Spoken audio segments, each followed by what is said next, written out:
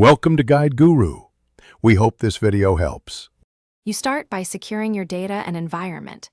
Backup using Google Drive, a local PC, or ADB pull so you can restore if needed. Once done, charge the device to at least 50% and enable developer options, then USB debugging so you can run tools.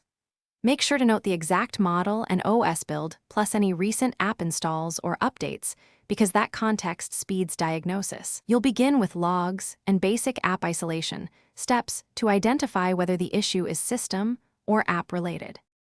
You now perform targeted diagnostics, capture logcat and a bug report to see errors and stack traces, boot into safe mode to determine if third-party apps cause the problem. Once you identify suspects, clear app cache and data, force stop misbehaving apps, and uninstall recent installs. If system components fail, apply OTA updates or reflash the factory image using fastboot. This repairs corrupted system partitions. Make sure to verify storage health and permissions, because those often underlie persistent crashes and boot loops. You finish by validating stability. Reboot several times, stress test core apps, and check sensors and connectivity.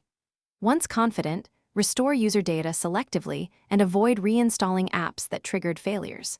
Make sure to monitor battery and thermal behavior for a day to confirm resolution.